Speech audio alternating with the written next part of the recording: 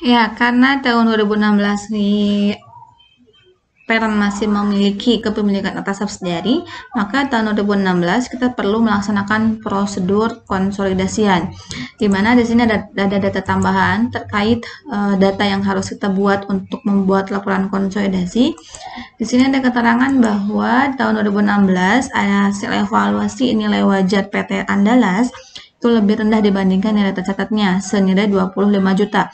Karena di sini tidak ada keterangan lebih rendahnya di akun apa saja, maka si penurunan nilai wajar itu kita alokasikan semuanya ke goodwill.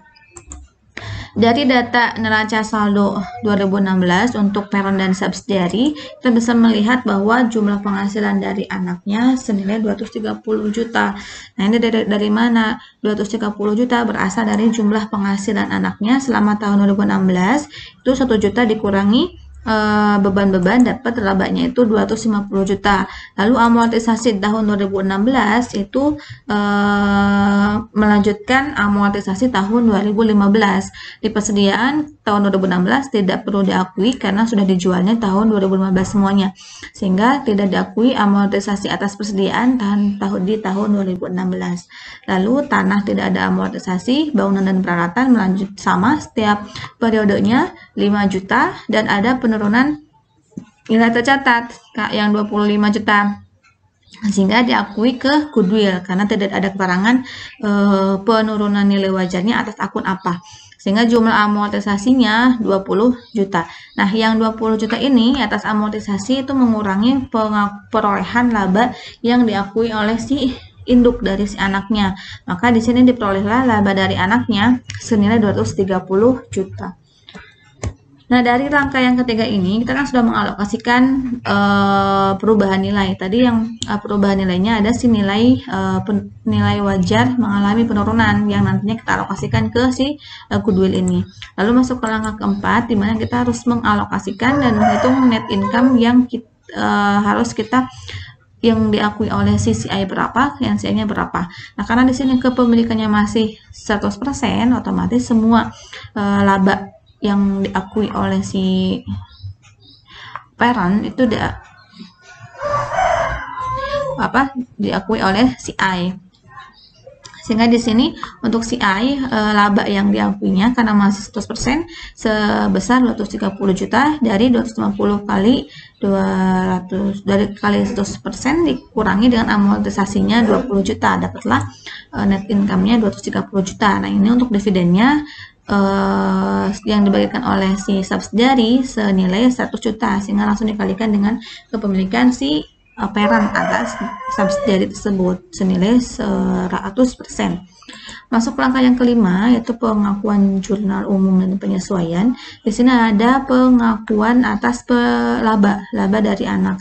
Karena laba dari anaknya itu tadi 250 juta laba bersihnya, berarti di sini ada penambahan investasi, di kreditnya berasal dari pendapatan investasi, jumlahnya 250 juta. Nah, lalu ada penerimaan dividen sebesar 100 juta, maka yang 100 jutanya kita akan menambah ke kas dan mengurangi investasi karena menggunakan metode ekuitas. Lalu kita mengakui amortisasi atas bangunan yang 5 juta ini. 5 juta karena di sini positif ya, sehingga jurnal penyesuaiannya di debitnya investasi, di kreditnya bagian laba, serta yang terakhir bagian laba atas goodwill. Karena di sini goodwill negatif, maka jurnalnya menjadi bagian labanya di debit, di kreditnya investasi. Nah, setelah kita membuat jurnal umum, langkah ke-6 kita membuat jurnal eliminasi atas transaksi-transaksi yang terjadi antara parent serta subsidiary. Di sini si parent mengakui laba atas anaknya atau subsidiary-nya senilai 230 juta. Nah, ini kan perhitungannya dari langkah keempat. Nah, sehingga untuk mengeliminasi si bagian CI itu dieliminasinya dengan penerimaan dividen CI tersebut. Dividennya berapa? Dividennya ada 100 juta. Nah, selisihnya itu masuk ke pengakuan investasi pada PT Andalas. Lalu di eliminasi yang kedua, mengeliminasi saldo awal investasi. Nah, di sini kan di tahun 2016 kita harus menghitung berapa saldo investasi per tahun 2016. Karena di sini nah ini perhitungan untuk saldo investasi tahun 2016. Ada perolehan saldo laba awalnya 1,5 M. Nah, ini diperoleh dari saldo akhir tahun 2015. Lalu ada penambahan laba bersih tahun 2016 sebesar 200 juta. Ada dividennya berkurang 5. Ya, jadi investasi pada PT Andalas itu dari perhitungan yang kepemilikan. Jadi untuk yang mengeliminasi saldo awal investasi, kita eliminasi di saldo awal tahun 2016 yang merupakan saldo akhir investasi tahun 2015 sebesar 1,605 M. Eliminasinya itu atas saham biasa dari data laporan posisi keuangannya, lalu saldo labanya 550 juta sesuai dengan saldo yang tercantum di saldo kepemilikan si subsidiari, dan diferensialnya di tahun 2016 jumlahnya 255 juta.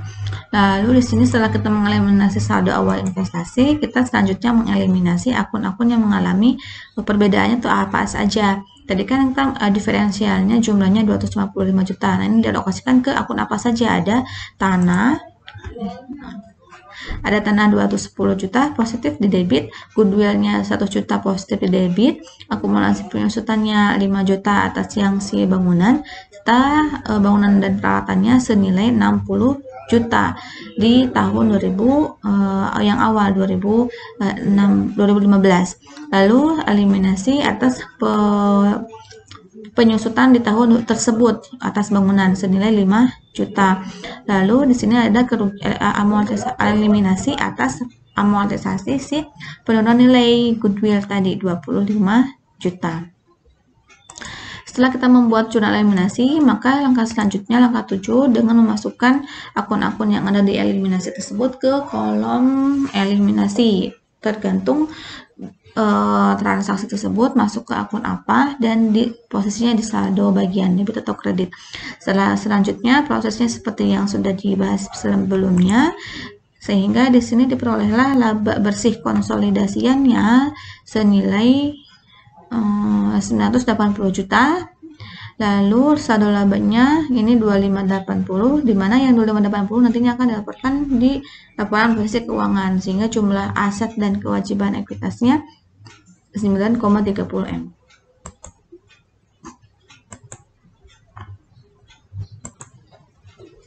Nah, untuk menghitung berapa jumlah kepemilikan saldo investasi atas si PT Andalas, maka parent bisa membuat tabel perhitungan kepemilikannya.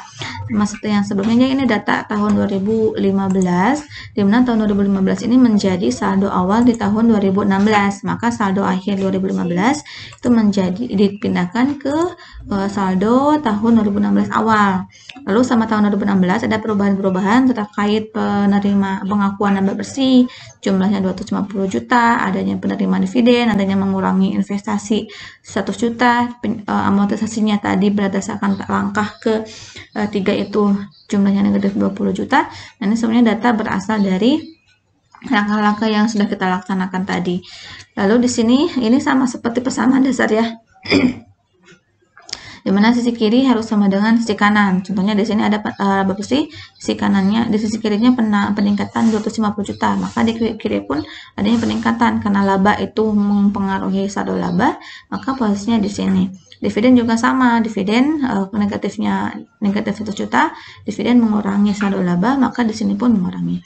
Lalu penyesuaiannya berasal dari mana saja? Dari penyusutannya 5 juta dan goodwillnya 25 juta, sehingga diperolehlah saldo investasi akhirnya 1,735 M dan seterusnya.